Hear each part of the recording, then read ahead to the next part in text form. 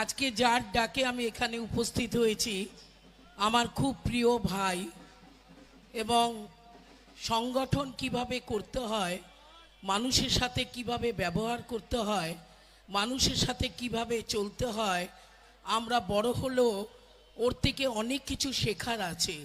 সবাইকে একসাথে নিয়ে যে কাজ করার যে মানসিকতা, এটা সবার মধ্যে কিন্তু হয় না। আমরা অনেকে অনেক বড় বড় পদ হোল্ড করি, কিন্তু আমরা মনে করি যখন আমরা চেয়ারটা পেয়ে গেছি আমরা তখন কর্মীদের কথা ভুলে যাই। কিন্তু আমার বিদেশ ভাই কিন্তু কর্মীদের কথা ভোলে না। তার কারণ এই মাঠে যত লোক আছে, আমরা রাস্তায় কিন্তু আস্তে আস্তে আধা ঘন্টা ধরে এই লোক সরাতে সরাতে আমার গাড়ি ঢুকে এসছে।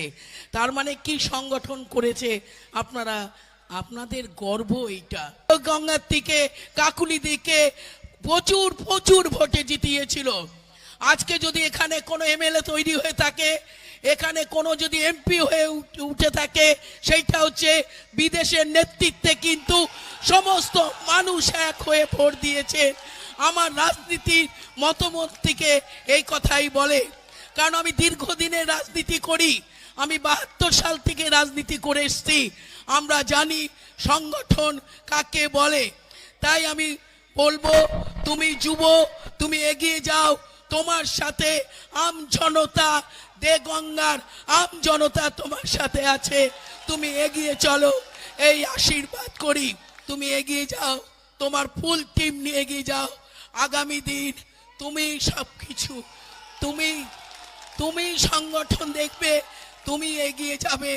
আমাদের মমতা বন্দ্যোপাধ্যায় এবং অভিষেক যাকে ভালো বুঝবেন, যাকে আপনাদের মাথার উপরে তুলে দেবেন, আপনারা তাকেই মেনে নেবেন।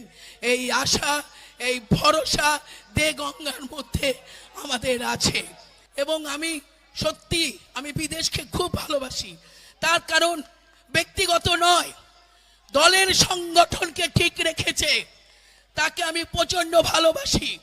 সংগঠন করবে না, দল তাকে চায় না। যে সংগঠন করবে সেই দলে থাকবে, যে কর্মীদের সাথে থাকবে সেই দলে থাকবে, এছাড়া দলে কেউ থাকতে পারবে না। ভুলে যাবেন না, অভিষেক আমাদের যুবরাজ, সেই কিন্তু সমস্ত দিকটা দেখে।